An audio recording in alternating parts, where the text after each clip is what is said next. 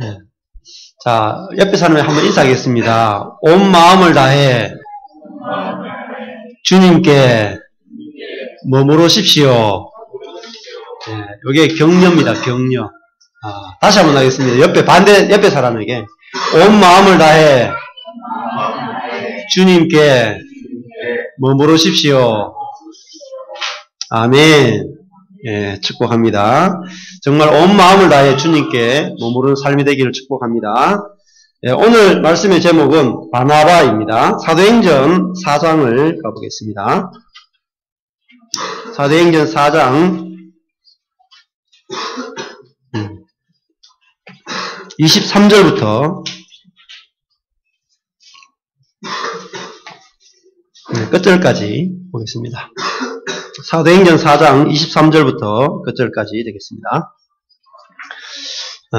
천천히 성령께 집중하고 말씀을 같이 교독하겠습니다. 베드로와 요한도 풀려나자 자기 동료들에게 돌아가 대제사장들과 장로들이 한 말을 모두 전해 주었습니다.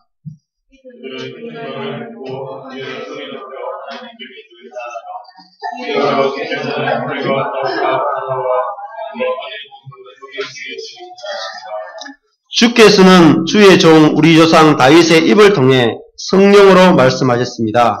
어째서 민족들이 분노하며 사람들이 헛된 음모를 꾸미는가?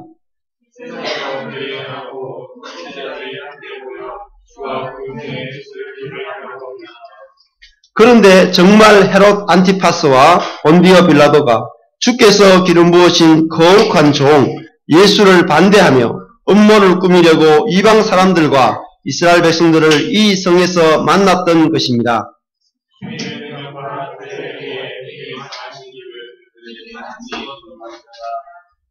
그러니 주여 그들의 위협을 보고 주의 종들을 도와 주의 말씀을 담대하게 전하게 하소서.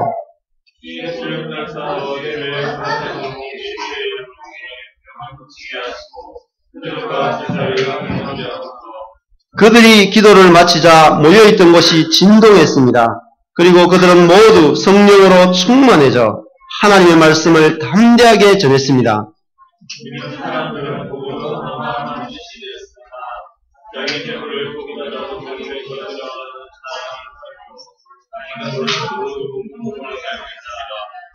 사도들은 큰 권능으로 주 예수의 부활에 대해 증거했고 풍성한 은혜가 그들 모두에게 임했습니다.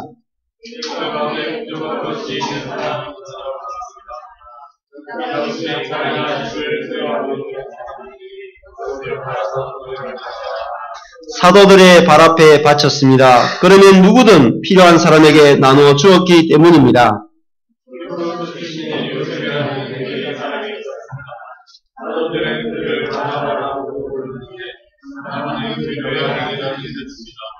그 사람이 자기의 밭을 팔아서 그 돈을 사도들의 발 앞에 갖다 놓았습니다. 아멘. 오늘 제목은 바나바입니다. 바나바가 원래 이름이 요셉입니다. 요셉. 이 사람은 레위 사람이죠. 이 바나바라고 하는 뜻은 무엇이라고 했습니까? 오늘 말씀 보니까 위로의 아들, 즉 다른 말로 또 격려의 아들이다 라고 했습니다. 근데 이 바나바가 사람들에게 어떤 위로와 격려를 주었을까? 우리는 생각해 볼 필요가 있습니다. 어떤 위로와 격려를 주었는가? 한번 보시면 11장을 가보겠습니다. 사도행전 11장 23절 말씀 보겠습니다. 바나바가 사람들에게 항상 어떤 말로 사람들을 격려했는가? 무엇이 참 격려고 무엇이 참 위로인가 하는 거죠. 사도행전 11장 23절 다 같이 읽겠습니다. 시작. 바나바는 안디옥에 도착해 하나님의 은혜가 내린 것을 보고 기뻐하며 온 마음을 다해 주께 끝까지 충성하라고 그들 모두를 격려했습니다. 아멘. 여기 보니까 이 바나바가 안디옥에 있는 성도들을 만나서 그들을 격려했다라고 하고 있습니다. 근데 그들을 격려할 때 어떻게 격려했냐니까 온 마음을 다해 주께 끝까지 충성하라. 끝까지 충성하라는 말은 원래 원어로 보면 머물러 있으라는 것입니다. 온 마음을 다해 주께 머물러 있으라. 우리의 마음이 하나님께, 주님께 계속 머물러 있으라. 이것이 바나바의 격려였다는 것입니다. 이것이 참 저와 여러분에게 최고의 격려가 될 수 있기를 축복합니다. 그리스도인은 어떤 사람이냐면 항상 우리의 마음이 하나님께 머물러 있는 사람이에요. 우리가 이렇게 일상생활 하다 보면 우리의 마음이 혼자 이렇게 돌아다닙니다. 마치 먼지처럼 바람이 불면 막 이렇게 날아다니는 것처럼 민들레 홀씨처럼 막 날아다녀요. 근데 우리의 마음이 하나님께 견고하게 붙어 있는 것, 그것이 얼마나 큰 축복인지 모릅니다. 프랭크 루박이라고 하는 유명한 그 선교사님이 있습니다. 이 선교사님이 리차드 포스트의 생명수의 강이라는 책에 보면 이 프랭크 루박이라고 하는 선교사에 대해서 나옵니다. 이분이 너무너무 중요한 분이기 때문에 기독교 역사상에도 이분이 굉장히 중요한 선교사로 등장합니다. 근데 이 프랭크 루박은 필리핀에 선교사로 갔어요. 필리핀에 갔는데 목회를 하다가 좀 이렇게 잘 안 돼서 필리핀에 가서 오지에 이렇게 머물렀어요. 근데 자기가 왜 자기를 통해서 하나님의 능력과 하나님의 임재가 왜 나타나지 않을까 고민을 했어요. 고민하는 중에 이 프랭크 루박 선교사가 자기 뒤에 뒷동산이 있는 거예요. 그래서 자기가 그 뒷동산에 가서 이렇게 앉아서 기도하면서 무엇을 결정했냐니까 하나님, 이제 오늘부터 제 마음이 하나님만 생각하게 했습니다. 그걸 결정했어요. 그래서 이 프랭크 루박이 가만히 앉아서 계속 하나님만 생각하는 거예요. 딴 거 안 하고 뭐 해주십시오, 뭐 해주십시오, 그걸 기도도 안 하고 계속 앉아가지고 하나님만 묵상하고 하나님만 생각하는 거예요. 근데 그것이 하루, 이틀, 사흘, 나흘 지나면서 이 프랭크 루박이 자기의 마음이 하나님만 계속 생각하니까 너무너무 마음이 막 변화되는 거예요. 그리고 어느 순간이 지나니까 하나님의 임재가 너무너무 강하게 느껴지는 거예요. 그 이후부터 이 프랭크 루박이 삶이 엄청나게 변화되기 시작해요. 자기 주변에 만나는 사람들의 관계가 변화되기 시작하고, 그러면서 이 프랭크 루박이 만든 게 뭐냐면 세계 문명 퇴치 협회가 만들어집니다. 대통령이 오고요. 그러면서 이 분이 결국은 그 미국 우표에 이 프랭크 루박의 얼굴이 실릴 정도로 그런 놀라운 사역들이 이루어지게 됐습니다. 이 하나님만 생각하는 삶, 하나님의 얼굴만 구하는 삶, 그것이 바로 뭐냐면 성령의 충만입니다. 오늘 우리 서정호 집사님이 찬양하면서 우리 교회에 그 성령이 강하게 임했던 그런 기억이 있는데, 어떻게 보면 한 1년 정도 되고 한 1, 2년 되지만 그 본질이 뭘까? 성령의 충만이라고 할 때에 그 본질이 뭘까? 해보면 그 본질은 바로 하나님으로 충만한 것입니다. 다른 것이 없이 그 사람 마음속에는 하나님으로 가득 차 있는 것입니다.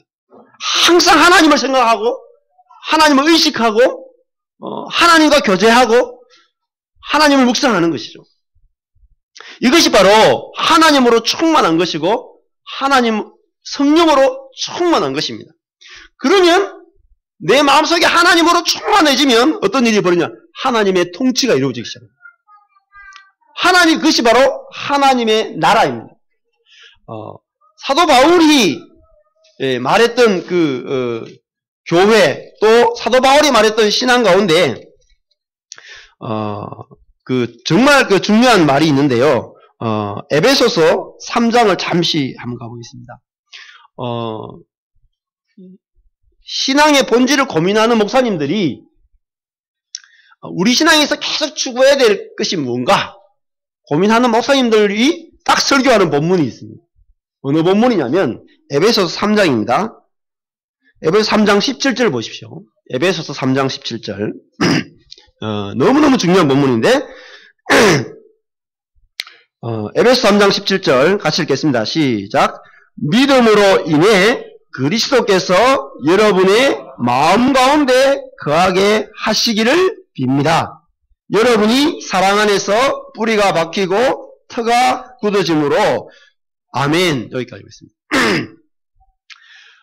이 에베소서는 요 에베소서 3장 16절에서 19절까지가 굉장히 중요한 본문인데요. 사도 바울이 자기가 신앙이 어떻게 자랐는지 내면적인 경험을 말한 것이 바로 이 에베소 3장 16절 19절입니다. 여기에 그 바울의 신앙의 비밀이 숨겨져 있어요. 그러니까 바울이 추구했던 뭐냐니까 그리스도께서 여러분의 어디에요? 마음 가운데 거하게 하시기를 빕니다. 그렇습니다. 자, 그리스도가 원래 예수님을 영접하게 되면 예수님이 우리 안에 들어오시는데요. 어디 안에 오시냐면 우리의 영에 들어오십니다. 내 영과 그리스도가 하나로 연합합니다. 그런데 내 영은 그리스도의 통치를 받지만 내 마음까지는 그리스도의 통치를 받지 않습니다. 그럼 내가 내 마음을 그리스도께 내어드릴 때에 내 마음에 그리스도의 통치가 이루어지게 됩니다. 여러분, 우리의 마음은 생각하고 느끼고 선택하고 하는 그것이 바로 우리의 마음이죠. 그 양심까지 들어가는데요.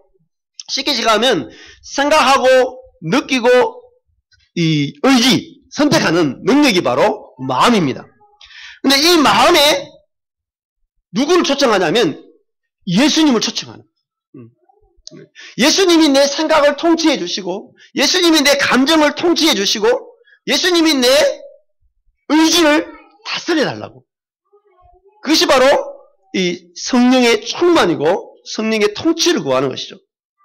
그랬을 때에 어떤 일이 벌어졌습니까? 13장 우리 에베소 3장 17절에 보니까 그리스도께서 자신의 생각과 감정과 의지를 다스릴 때에 여러분이 사랑 안에서 뿌리가 박히고 터가 굳으신다는 거예요. 자기 안에 계신 그리스도가 자기의 생각과 감정과 의지를 다스릴 때에 그리스도의 사랑이 자기의 마음까지 흘러나오기 시작했다는 거예요. 이것이 바로 바울의 신앙의 고백이었어요. 그래서 18절에 가면 모든 성도들과 함께 능히 그리스도의 사랑의 너비와 길이와 높이와 깊이가 어떠한지를 깨달아서 19절에 지식을 뛰어넘는 우리가 상상을 초월하는 그리스도의 사랑을 경험해서 안다는 말은 경험한다는 거죠. 경험해서 어디까지 가느냐 하면 하나님의 모든 충만하심의 정도에까지 충만하게 되기를 기도한다. 이게 바로 하나님이 충만한 거죠. 자기 속에 하나님을 충만하게 아는데 그 비결은 뭐냐니까 그 마음까지도 주님을 초청해서 주님이 통치를 구하는 그것이 바로 사도 바울의 신앙의 아주 핵심적인 부분이었다는 거죠. 그래서 오늘 바나바도 이 바울과 늘 같이 다녔던 동역자였어요. 이 바나바가 바울이 회심하고 나서 바나바가 바울을 안디옥 교회로 데려와서 같이 공동 목회를 합니다. 늘 같이 대화하고 교제하고 같이 사역을 하고 했기 때문에 바나바와 바울이야말로 단짝이었죠. 그래서 그 두 사람의 신앙의 색깔이 거의 같은 거죠. 그래서 이 바나바는 사람들을 만나 격려할 때마다 온 마음을 다해 너희들이 마음이 주님께 견고하게 붙어 있어야 된다고 했어요. 늘 주님을 묵상하라는 거죠. 그럴 때에 어떤 일이 벌어지냐, 우리의 마음이 하나님으로 말미암아 통치받는 일이 일어나게 될 것이다. 그것이 바로 성령의 충만이라는 거죠. 즉 내가 성령께 통치받는 것입니다. 오늘 사도행전 4장으로 다시 한번 돌아가 보겠습니다. 사도행전 4장은 지금 어떤 사건이 벌어졌습니까? 성령이 임하셨어요. 그래서 12제자와 120명의 제자들이 막 복음을 전했어요. 그래서 많은 사람들이 예수님을 믿게 되고 영접하게 되니까 예루살렘이 너무너무 소란하게 됐어요. 그러니까 이 유대인들 지도자들이 예수님의 제자들을 잡아서 옥에 가두고 예수를 증거하지 못하게 합니다. 그리고 핍박을 받고 이제 풀려나서 베드로와 요한이 돌아오게 됩니다. 자, 그럴 때에 이 예루살렘에 있었던 예수님의 제자들이 기도할 때에 어떻게 기도했냐는 것입니다. 참 중요합니다. 자, 지금 예수를 전하면 핍박받고 죽을 수 있는 상황이에요. 그런데 이 제자들이 어떻게 기도했습니까? 자, 보세요. 24절 보십시오. 제일 먼저 그들은 하나님을 무엇이라고 부릅니까? 주여 이렇게 부릅니다. 주여. 주로 고백하는 거죠. 29절도 보십시오. 주여 이렇게 고백합니다. 주여. 자, 근데 이 고백이 24절에도 주여 그런데 주여 주께서는 하늘과 땅과 바다와 그 안에 있는 모든 것을 지으신 분입니다. 즉 다른 말하면 하나님을 주권자로 고백하는 거예요.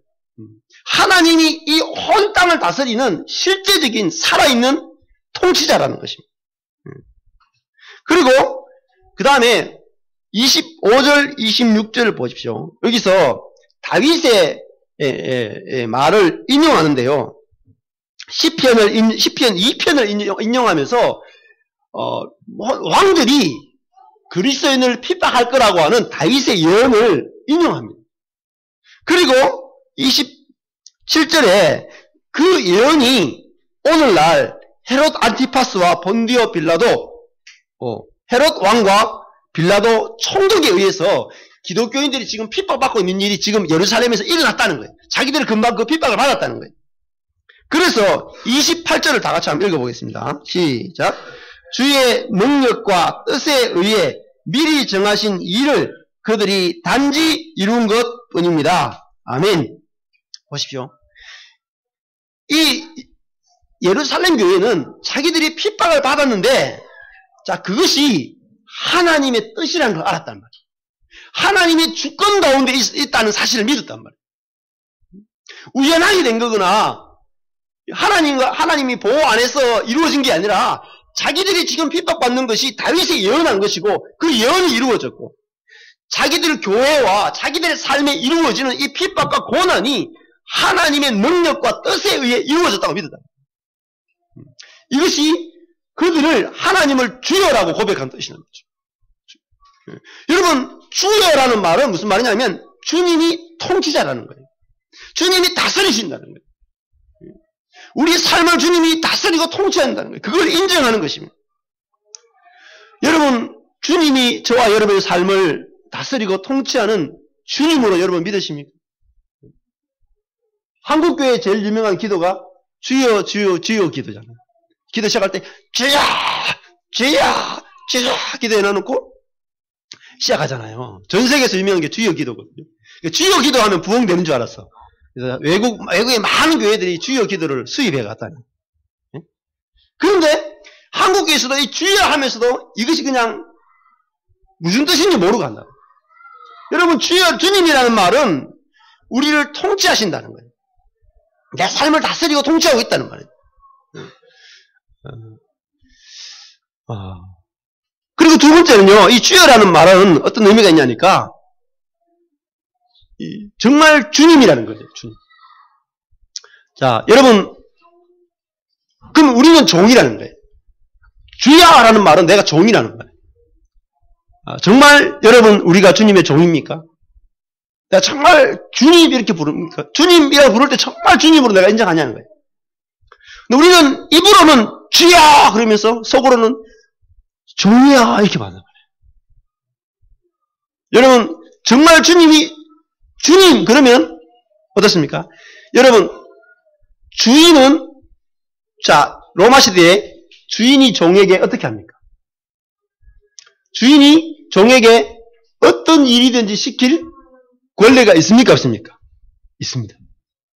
자, 주인이 종을 죽이거나 살리거나 벌거벗기거나 어떻게 하든지 그 주님의 소관입니다.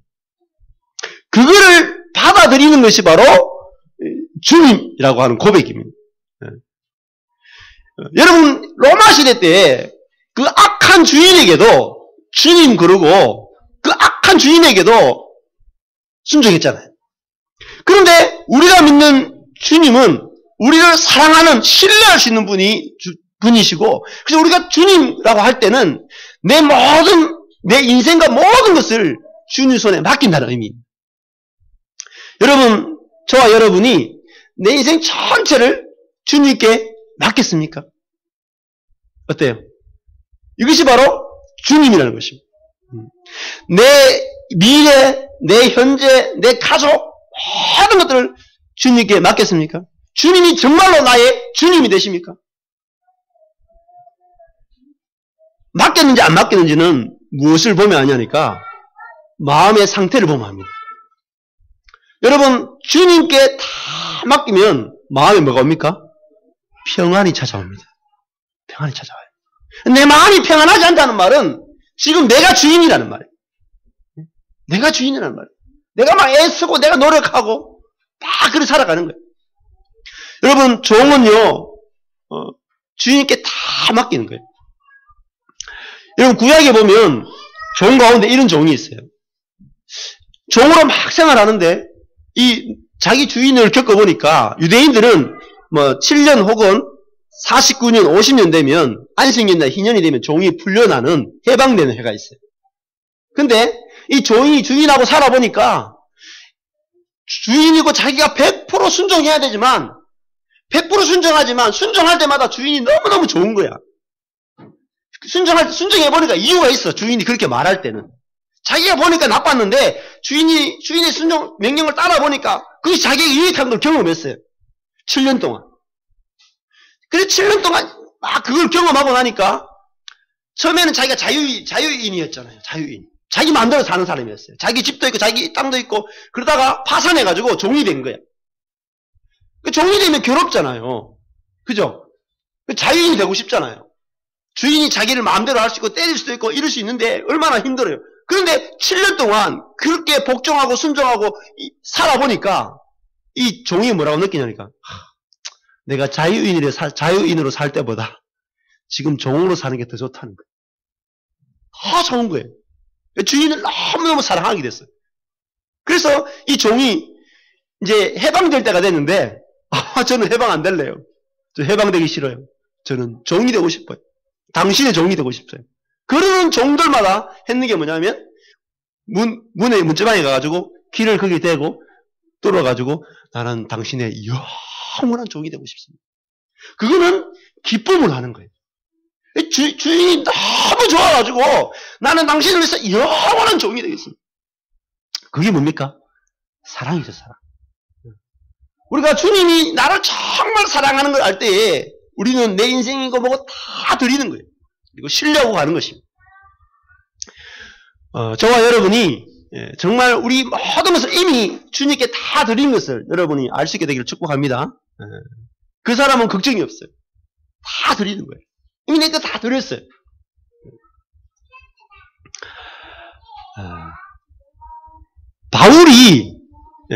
사도 바울이 복음을 전할 때에 사도 바울이 전한 복음의 핵심이 뭐냐면 사도 바울이 고린도후서 4장 5절에서 이렇게 말했습니다.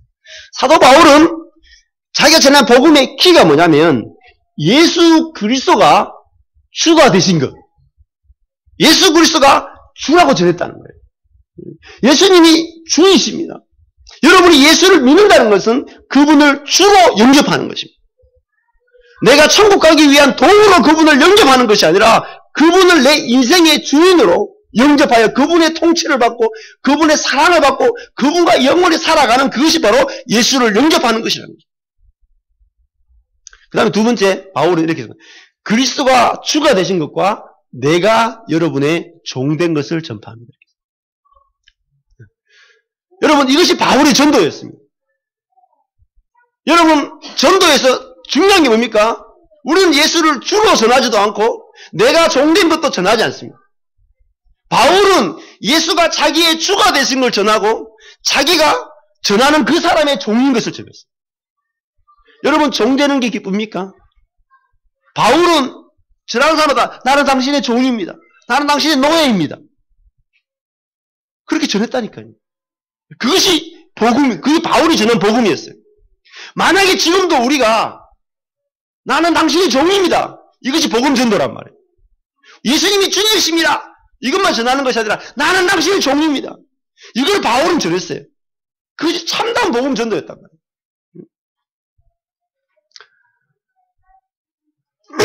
베드로도 그랬습니다. 베드로도 복음을 전할 때에 어떤 그리스도를 전하냐? 주 예수를 믿으라. 주 예수를 믿으라. 그리하면 너와 내 집이 구원을 얻으리라. 예수를 어떤 분으로 속였냐면 주로 속였다는 거죠. 주님이시다는 거예요. 그래서 예수님도 겟세마네 동산에서 뭘 기도했습니까? 내 뜻대로 마옵시고 아버지 뜻대로 하십시오. 이것이 예수님은 하나님을 주로 고백했다는 거예요. 주로. 그것이 신앙의 비밀이었다는 거죠.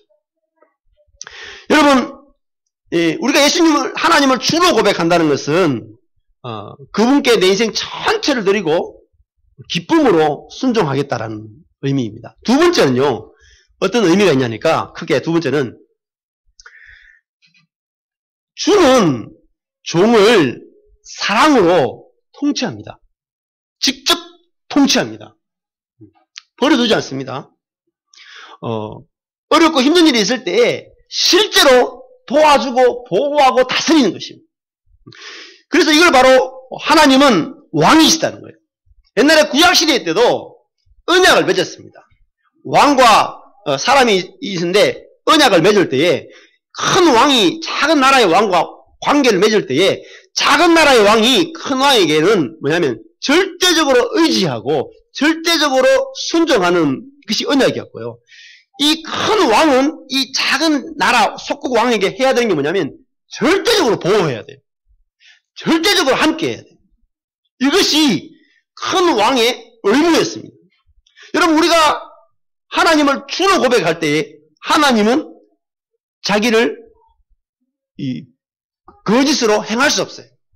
내가 하나님을 주님 고백하면 주님은 반드시 나와 함께 해야 되고 나를 지키고 하나님의 생명으로 나와 함께 하는 것이 하나님의 약속입니다. 그래서 오늘 사도행전 4장에 보니까 이 예수님의 이 사도행전 예루살렘 교회가 어떻게 기도했냐니까 핍박이 왔잖아요. 우리 같으면 어떻게 기도했겠어요? 주님, 이 핍박이 사라지게 해주십시오. 핍박받지 않게 해주십시오. 교회가 핍박받지 않게 해주십시오. 기도했을 거잖아요. 근데 예루살렘 교회는 그렇게 기도하지 않았다는 거예요. 그 핍박이 하나님의 뜻인 것을 알았어요. 자기들이 해야 될 것은 뭐냐니까 자기들의 마음을 지켜달라고 기도하는 것이었어요. 그 고난과 핍박 가운데. 그래서 보시면은 어떻게 기도했느냐 보십시오. 자, 사도행전 4장 29절을 보십시오. 주여 그들의 위협을 보고 주의 종들을 도와 주의 말씀을 담대하게 전하게 하소서. 이렇게 기도했어요. 자, 이 예수님의 제자들은 핍박이 오는데 핍박이 사라지기라고 기도한 것이 아니라 자기의 마음을 담대함으로 지켜달라는 거예요. 자기의 마음은 두려우니까 내 안에 계신 주님이 내 마음을 통치해서 담대한 마음, 용기를 달라고. 내 마음을 통치해달라고 그렇게 됐습니다. 이렇게 기도했을 때에 무슨 일이 일어났습니까?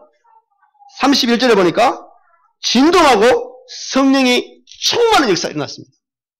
여러분, 성령이 충만은 다른 것이 아니라 성령이 우리를 지배하는 거예요. 지배하는 거예요. 그러므로 우리가 해야 될 기도는 뭐냐면 우리가 성령의 충만을 구한다는 것은 뭐냐면 성령님 내 마음을 다스려달라는 거예요. 지금 환난과 핍박과 수많은 죄와 유혹이 있는데 가운데서 내 생각과 내 감정과 내 의지를 주님이 붙들어달라는 거예요. 통치해달라는 거예요. 그래서 내 마음 안에 하나님의 나라가 이루어지게 해달라는 거예요. 그걸 기도했을 때에 그 기도가 이루어졌습니다.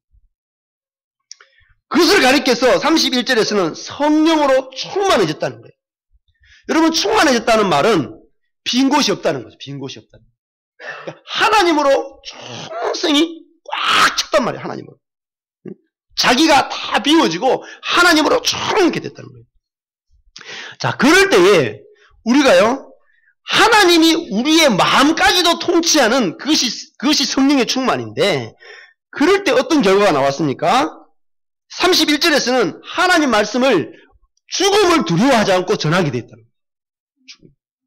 우리는 지금 전도하는 것은, 전도 왜 못하냐면 요즘은 전도 못하는 게 쪽팔려서 전도 못하잖아요. 부끄러워서. 근데 그들은 죽음을 두려워하지 않고 복음을 전했는데 그 이유가 뭐냐니까 성령이 자기의 마음을 통치하도록 기도했을 때 실제로 마음을 통치하니까 그 두려움이 사라졌단 말이에요. 이것이 성령의 충만입니다.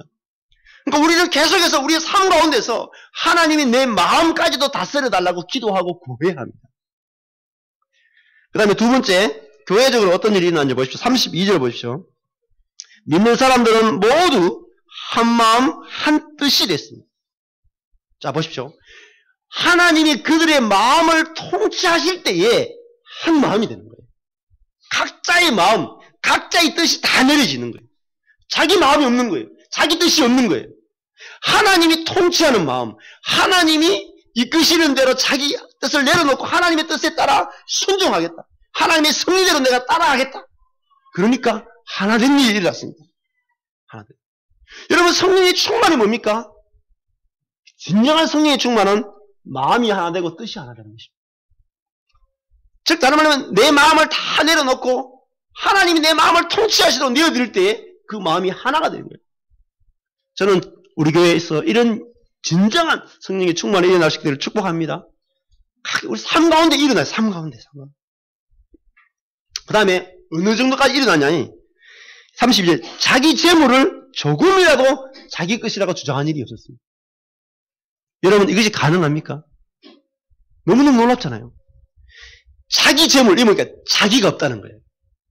성령이 충만해지면 하나님께 내 마음을 들으면 내가 정말 주님이 나의 주가 되시고 내 것이 없다라고 하는 그 신앙, 하나님을 진정으로 주로 고백하면 내가 없었어요. 내가 없어요. 내 종이니까 내 것이 없단 말이에요. 그러니까 자기 재물이 없는 거예요. 자기 재물이 없으니까 어때요? 돈이 통용이 되는 거예요. 통용. 내 것이 없단 말이에요. 정말 주님이 주님이시다. 그래서 물질이 막 나누어지기 시작했고요. 부족한 것이 없었어요. 그랬을 때에 여러분 이 4장 34절에 보니까 부족한 것이 있는 사람은 전혀 없었다는 거예요. 여기서 저는 두 가지 의미라고 생각합니다. 초대교회는 물질이 막 통용되니까 부족한 게 없었어요. 근데 어떻게 더 중요한 것은요. 한 사람 한 사람이 자기 마음을 성령께서 하나님께서 직접 따라서 자기 마음에 천국이 이루어지는 거예요. 내 마음 안에 천국이 이루어지는 거예요. 그러니까 만족이 되는 거예요.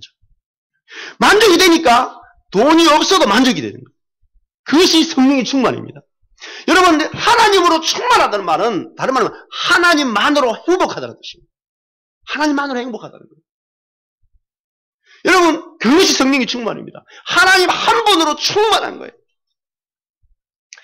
앤드류 모레이라고 하는 20세기 초에 19세기 말고 20세기 초에 살았던 그 웰즈 부흥에 영향을 끼쳤던 앤드류 모레이라는 유명한 분이 있습니다. 이분이 우리나라에 책이 굉장히 많이 나와 있어요. 근데 이분이 어느 날 기도하는 가운데서 여러분 이 살아있는 사람은요 하나님과 대화가 가능해져요. 마음에서 하나님이 이렇게 하나님이 내 영역 안에 있다가 내 마음까지도 통치하니까요. 내 마음 안에 내 마음 안에 하나님의 음성이 들리기 시작합니다. 마음으로. 이게 하나님의 통치예요. 근데 내 마음에서 하나님의 음성이 들리지 않는다면 지금 심각한 상태예요. 우리 신앙이. 성령이 충만하지 않은 거예요. 근데 기도할 때에 내가 막 부르짖기만 한 것이 아니라 내 마음에서 그냥 하나님의 음성이 탁탁 들려와야 돼. 이게 성령의 충만인 거예요. 그래서 앤드류 모레이가 기도하는데 하나님이 이렇게 말씀하시는 거예요. 마음속에 이런 게 탁 떠오르는 거예요. 나는 너에게 어떤 존재냐?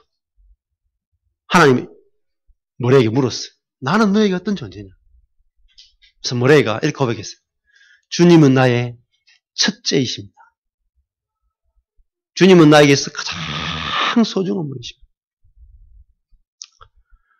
그렇게 고백했어요. 근데 계속 마음이 불편한 거예요. 뭔가 이렇게 찜찜하고 뭔가 이렇게 주님이 기뻐하는 게 안 느껴져요, 영으로. 그래서 하루 종일 고민을 했어요. 자기가 주님께 대답한 것에 대해서. 그래서 다시 주님께 나갔습니다. 그리고 앤드류 모레가 이렇게 고백했습니다. 주님은 나의 첫째가 아니라, 가장 중요한 분이 아니라, 주님은 나의 모든 것입니다. 주님이 나의 전부입니다. 그렇게 주님께 고백했을 때에 주님이 정말로 기뻐하는구나 라는 것들을 경험했다는 거예요. 여러분, 성령의 충만이라고 하는 것은 주님이 나의 첫째가 아니라 전부가 되는 것입니다. 여러분, 첫째라는 말은 소중하다는 말이죠. 맞죠? 중요하다는 말이에요. 그러나 그것이 올바른 신앙이 아니란 말이에요. 제가 박신금 씨가 나의 첫째 아내입니다. 첫째 아내입니다. 가장 중요한 아내입니다. 그거 무슨 말이에요? 심각한 상태라는 말이에요. 알겠습니까? 여러분, 이걸 기억하셔야 돼요. 주님이 우리의 첫째가 아니라 주님이 우리의 모든 것이 되지 않으면 신앙은 절대로 실제가 되지 않습니다. 성령이 충만하게 모릅니다. 다 속을 수 있다는 거죠. 이 바나바가 어떤 사람이냐니까 이 사도행전에서 바나바를 이렇게 소개했습니다. 착하고 성령이 충만하고 믿음이 충만한 자다 그렇게 소개했습니다. 여러분, 이 바나바는 성령이 충만하다는 거예요. 다른 말로 하면 하나님이 충만하다는 거예요. 하나님밖에 없다는 거예요. 그 사람에게는 하나님밖에 없다는 거예요. 하나님이 전부란 말이에요. 그런데 이것이 얼마나 우리의 삶을 놀랍게 변화시키냐면, 어떤 한 목사님이 아내가 암 수술을 받고 있었어요. 병원에서 암 수술을 받고 있었는데 밖에 앉아서 기도하니까 이 목사님도 똑같아요. 하나님 마음속에 또 말씀하시는 거예요. 야, 네 힘드냐? 주님 너무너무 힘들어요.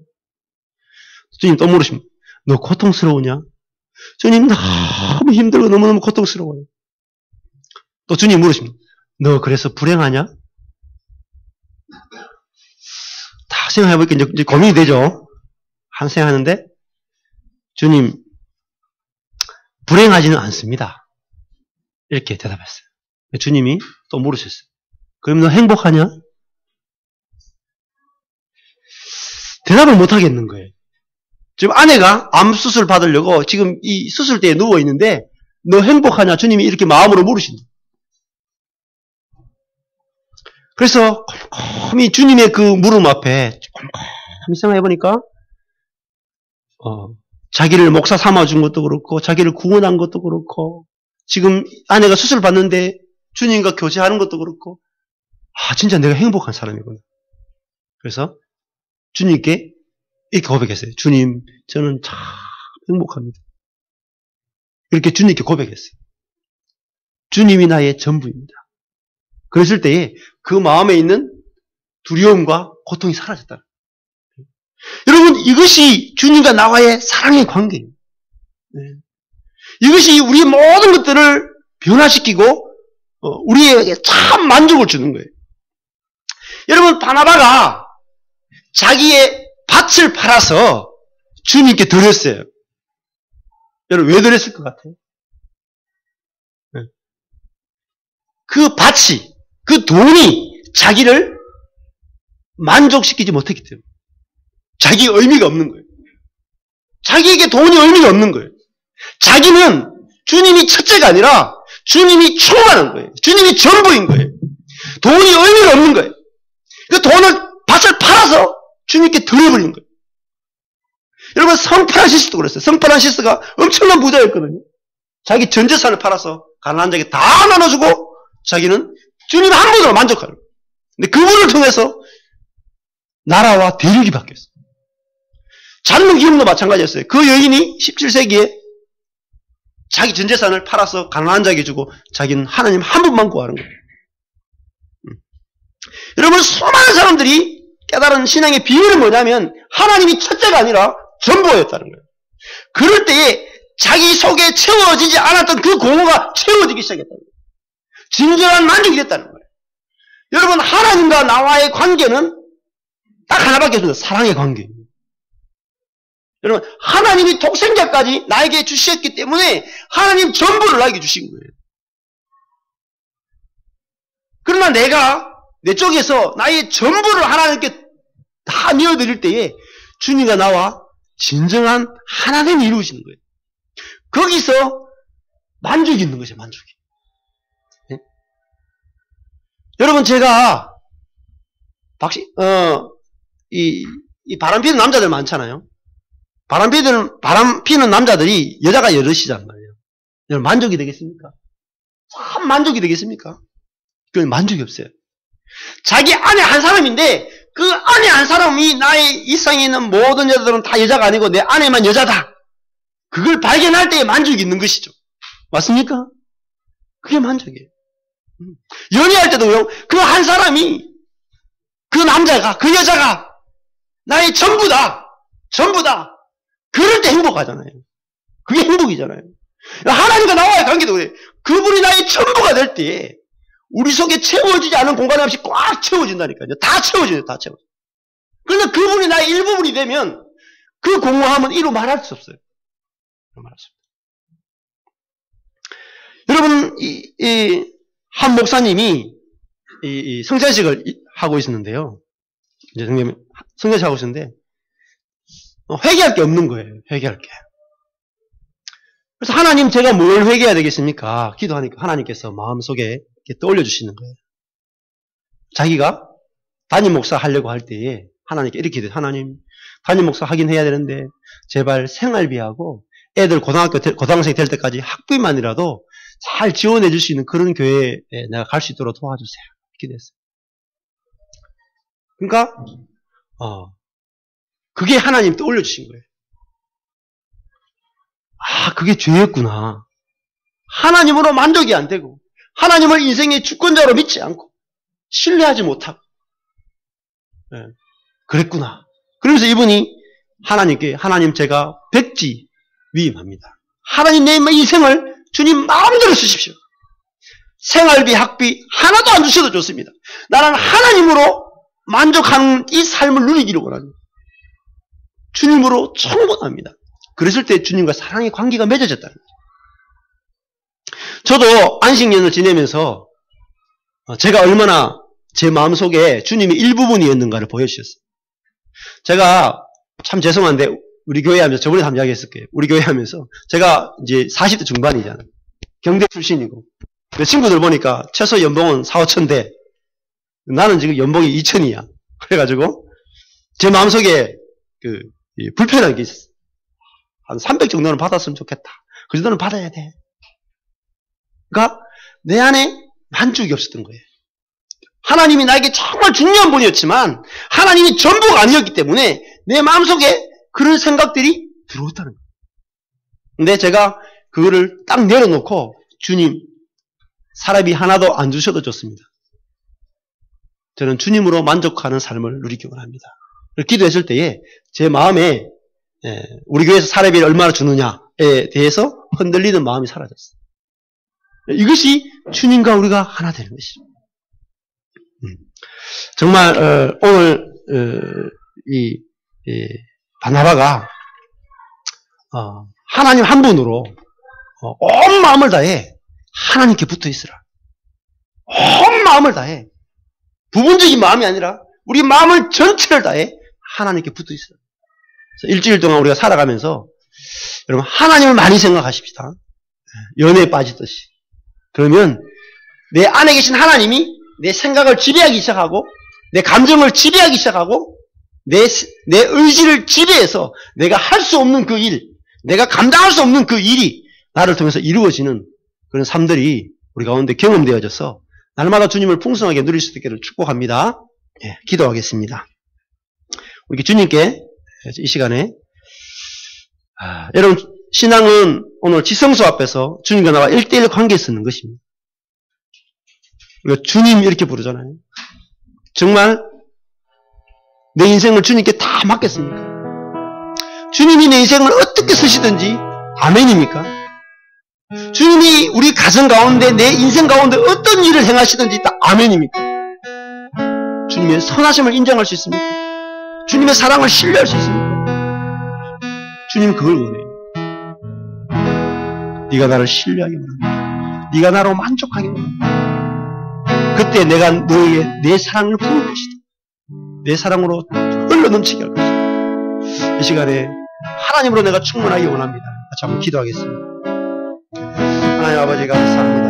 하나님 아버지 우리가 하나님을 알게 하시고 한 번으로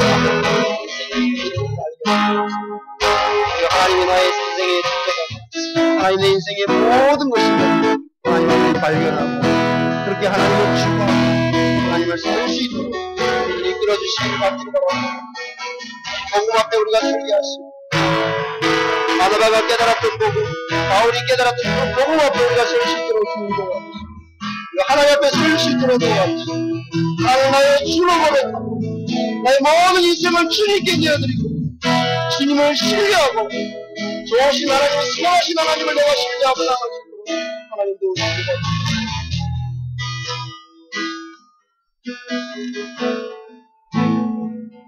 예수님 이름으로 기도했습니다. 아멘.